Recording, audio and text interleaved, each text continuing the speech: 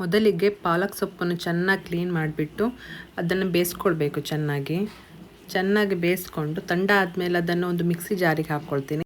ನಂತರ ಒಂದು ಸಣ್ಣ ಶುಂಠಿ, ಅದಾದಮೇಲೆ ಸ್ವಲ್ಪ ಗೋಡಂಬಿ ಹಾಕಿಬಿಟ್ಟು ಕೋಲ್ಡ್ ನೀರನ್ನು ಯೂಸ್ ಮಾಡಬೇಕು. ತಣ್ಣೀರು ಯೂಸ್ ಮಾಡಿಬಿಟ್ಟು ಒಂದು ಸ್ವಲ್ಪ ರುಚಿಗೆ ತಕ್ಕಷ್ಟು ಸಾಲ್ಟನ್ನು ಮಿಕ್ಸ್ ಮಾಡುವಾಗಲೇ ಯೂಸ್ ಮಾಡ್ಕೊಳ್ತೀನಿ. ಇದನ್ನು ಮಿಕ್ಸ್ ಮಾಡಿ ಒಂದು ಸೈಡ್ನ ತೆಗೆದಿಟ್ಕೊಳ್ತೀನಿ. ಇವಾಗ ಒಂದು ಬಾಣಲೆಗೆ ನಾನು ಕೊಕೊನಟ್ ಆಯಿಲನ್ನು ಯೂಸ್ ಮಾಡ್ತಾಯಿದ್ದೀನಿ. ಕೊಕೊನಟ್ ಆಯಿಲ್ ಹಾಕಿಬಿಟ್ಟು ಗರಂ ಮಸಾಲ ಐಟಮ್ಸನ್ನು ಹಾಕ್ತಾಯಿದ್ದೀನಿ. 2 ಎಲೆ ಚಕ್ಕೆ, ಬಡಸೊಪ್ಪು, 2 ಏಲಕ್ಕಿಯನ್ನು ಯೂಸ್ ಮಾಡ್ತಾಯಿದ್ದೀನಿ. ಇದಾದಮೇಲೆ ಸಣ್ಣಗೆ ಹಚ್ಕೊಂಡಿರುವಂಥ ಗಾರ್ಲಿಕ್ಕನ್ನು ಯೂಸ್ ಮಾಡ್ತಾಯಿದ್ದೀನಿ.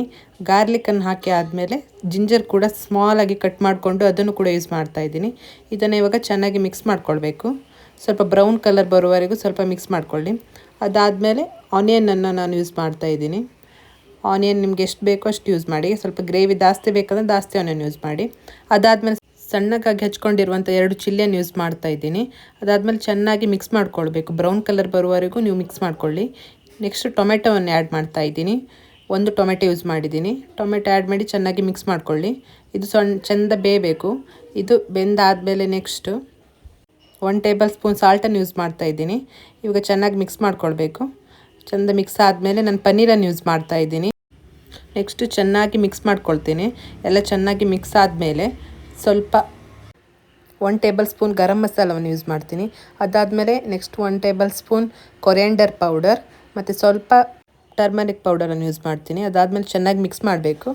ಮಿಕ್ಸ್ ಮಾಡಿಬಿಟ್ಟು ಆವಾಗ ಫಸ್ಟಿಗೆ ಗ್ರೈಂಡ್ ಮಾಡಿರುವಂಥ ಪಾಲಕ್ ಸೊಪ್ಪನ್ನು ನಾವು ಇವಾಗ ಯೂಸ್ ಮಾಡ್ತೀವಿ.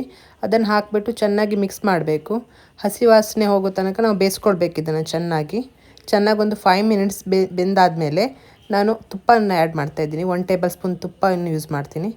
ತುಪ್ಪ ಹಾಕಿಬಿಟ್ಟು ಚೆನ್ನಾಗಿ ಮಿಕ್ಸ್ ಮಾಡಿಬಿಟ್ಟು ಲಾಸ್ಟಿಗೆ ನಾನು ಗೋಡಂಬಿಯನ್ನು ಹಾಕ್ತೀನಿ.